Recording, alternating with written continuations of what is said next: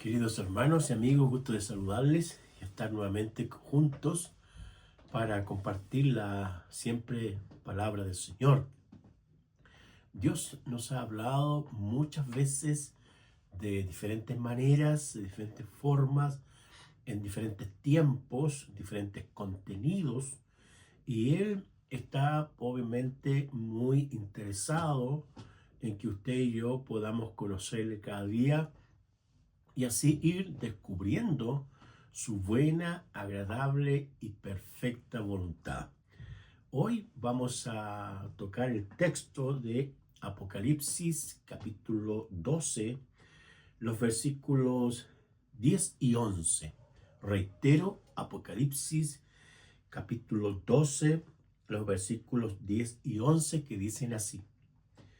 Entonces oí una gran voz en el cielo que decía: ahora ha venido la salvación, el poder y el reino de nuestro Dios y la autoridad de su Cristo, porque ha sido lanzado fuera el acusador de nuestros hermanos, el que los acusaba delante de nuestro Dios día y noche.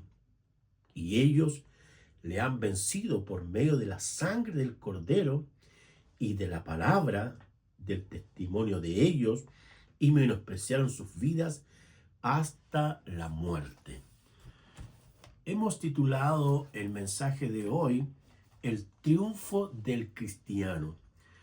Cuando nos referimos a este tema o este tópico, estamos considerando que el mismo Señor Jesús es el modelo, el ejemplo, el paradigma, la base misma en la que se sustentan todas las verdades de la palabra del Señor, y la iglesia misma, ya que Jesús es la piedra angular, Él es el fundamento en el cual se construye su iglesia acá en la tierra. Él mismo fue el que dijo: edificaré mi iglesia y las puertas del Hades no prevalecerán contra ella. Es decir, la iglesia es del Señor Jesucristo. Segundo, la iglesia jamás será destruida por la muerte, ni por el diablo, ni por la enfermedad, ni por todas las articulaciones, gestiones que pueda hacer Satanás o el hombre en contra de ella. Dios no puede ser borrado ni destruido porque Él tiene existencia en sí mismo. Bendito sea el nombre del Señor. Ahora, leyendo los evangelios y observando los escritos paulinos, petrinos y juaninos, ellos llegan a tres conclusiones con respecto a que Jesús venció. Venció al diablo cuando lo enfrentó y lo tentó. Venció el pecado, porque también Satanás quiso hacerlo caer. Y tercero, venció la muerte, porque resucitó de entre los muertos. Esas tres acciones, nosotros también los hijos de Dios, las podemos realizar con la ayuda de nuestro Señor Jesús. Y es así que el texto que yo les acabo de leer, se pueden observar tres aspectos del triunfo del cristiano. Lo primero, está la sangre del Cordero. Esta expresión tiene que ver directamente con el sacrificio de Jesucristo en la cruz, presentándose como el Cordero sin mancha, ya que el mismo Juan, en este caso el Bautista, cuando ve venir a Jesús y él está bautizando a los judíos que se están arrepintiendo de sus maldades e iniquidades, mira y levanta la mirada y ve allí a Jesús y él dice: he aquí el Cordero de Dios que quita el pecado del mundo. La forma metodológica que existía en la revelación primaria o en el Antiguo Testamento para expiar los pecados, perdonar los pecados, era a través de la muerte de un animal. De ahí que la palabra del Señor dice que sin derramamiento de sangre no hay remisión de pecados. El Nuevo Testamento, en su máxima revelación bíblica, observa y se presenta claramente que hay un solo sacrificio y definitivo, Y ese es el sacrificio de nuestro Señor Jesucristo, quien derramó su sangre por nuestros pecados. La sangre también en las Escrituras está relacionada con la redención y la protección. Recuerden el Antiguo Testamento, cuando el Señor le habla a Moisés para que ellos sean liberados finalmente, tienen que matar a un cordero y colocar la sangre en los dinteles.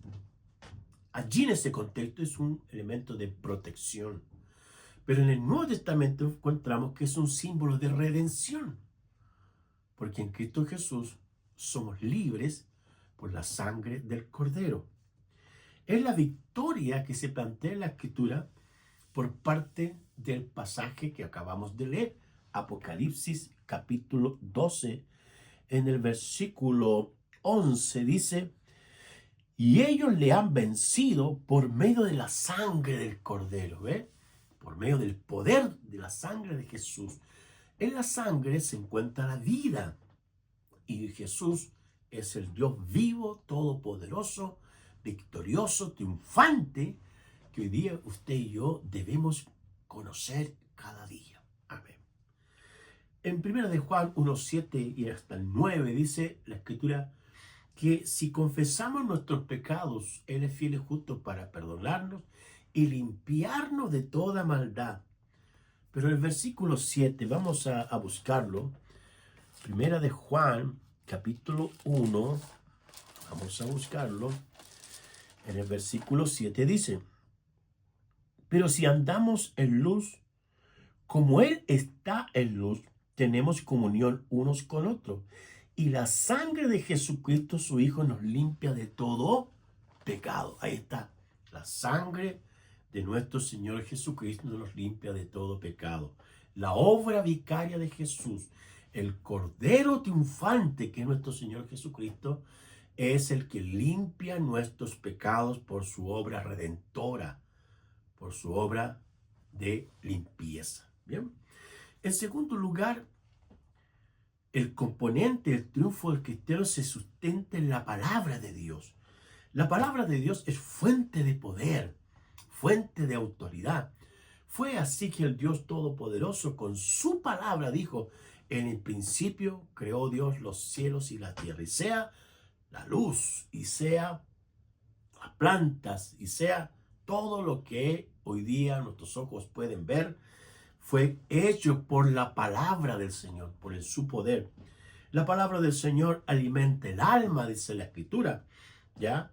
Fortalece la fe del cristiano, fortalece el espíritu. La palabra del Señor nos puede limpiar de todo pecado, ¿ya? Es el arma que el Señor le ha entregado al creyente para enfrentar al enemigo que es espiritual. Nos referimos al mismo Satanás con sus demonios. Palabra del Señor dice que es la espada del Espíritu, y también el autor de Hebreos en el capítulo 4 versículo 12 dice: porque la palabra de Dios es viva y eficaz y más cortante que toda espada de dos filos, y penetra hasta partir el alma y discierne las intenciones y los corazones de todos los hombres. Entonces, ¿quién se puede esconder de la palabra de Dios? Solo la palabra de Dios puede limpiar nuestra vida. Solo la palabra de Dios puede proteger nuestra identidad como hijos de Dios. Con la palabra del Señor se abren caminos donde no existen. Con la palabra del Señor se pueden crear cosas nuevas, pero no somos nosotros los creadores, es Dios. Cada vez que un principio, una verdad permanente, una declaración autoritaria del Dios Todopoderoso o autoritativa, didáctica, enseñada, produce vida. Donde quiera que la palabra del Señor se manifieste, allí produce vida. Entonces, en la medida que el creyente pone en práctica, internaliza, hace que la palabra del Señor se meta en su mente, en su corazón, en sus emociones y en sus decisiones, va a ser un creyente triunfador. Si no hace eso, el pecado, Satanás, los demonios van a destruir su vida. Se puede decir que a veces el cristiano está caminando sobre una cuerda, firme, firme, seguro en la cuerda, siempre por el camino de la fe, marchando, corriendo con paciencia la carrera que tenemos por delante. Pero Satanás va a estar de una u otra manera corriendo para tentarlo, pero el Señor Todopoderoso está ahí para protegerlo, para guiarlo con su espíritu. Y en tercer lugar, el componente del triunfo del cristiano es el testimonio mismo de ellos. Cuando hablamos del testimonio nos referimos a la parte fundamental de la vida cristiana. No tenemos que ser ya más gente teórica acerca de cómo hay que ser, sino cómo hay que hacer. No tanto cómo ser, sino cómo hacer. Por eso la Escritura dice que no solamente tenemos que ser gente que escucha la palabra, sino que hace la palabra de Dios. El testimonio tiene que ver directamente con el hacer. Bien, una vida transformada. Me gusta esto que el profeta Jeremías escribe por inspiración del Espíritu Santo cuando dice que el nuevo pacto va a ser por una obra maravillosa donde Dios va a escribir su ley, sus leyes, sus decretos en nuestra mente y en nuestro corazón. Cuán importante es que la palabra del Señor se meta en el corazón nuestro y limpie y saque toda basura, todo orgullo, todo pecado, toda iniquidad, toda inmoralidad, sea sacada de nuestro corazón y sea la palabra del Señor, el testimonio de Jesús, que pueda ser grabado en nuestro corazón. Como dice el apóstol Pablo en una de sus declaraciones, hablando de que lo que Dios desea es la circuncisión del corazón, no solamente la de la carne, que recuerden que la palabra del Señor dice que fue una señal transitoria de cómo los hombres ingresaban al pueblo de la fe testimonial de Israel. Era exigible la circuncisión del señal del pacto, pero la revelación, la didáctica, el principio, tiene otra implicancia en la luz del Nuevo Testamento, donde lo que Dios desea es circuncidar el corazón, limpiar el corazón, lavarlo con la sangre de Jesús y la palabra que limpia nuestras vidas. Ahora, la importancia del testimonio tiene que ver con que este testimonio del creyente glorifica a Dios, fortalece la fe de otros. ¿Por qué razón? Porque al ver más personas cristianas comprometidas con los principios del Señor, estos van a resplandecer, van a iluminar el entorno donde esto se encuentra. Y también es una herramienta para evangelizar. No solamente el testimonio verbal, sino el testimonio de fe, de ser una persona luz, una persona de sal de la tierra, una persona honesta, una persona puntual, una persona eficiente, una persona obediente, que es lo que Dios espera que seamos. Mis queridos hermanos, el triunfo del cristiano se debe especialmente a estos tres componentes que hemos considerado: la sangre de Cristo, la palabra de Dios y el testimonio fiel y verdadero de los creyentes. Vivamos la palabra del Señor. Atendamos con diligencia las verdades, los consejos que el Espíritu Santo nos da cada día a través de su palabra. Leamos con mayor frecuencia la palabra del Señor y aprendamos de que nuestra vida se encuentra cada día más cerca de la presencia del Señor.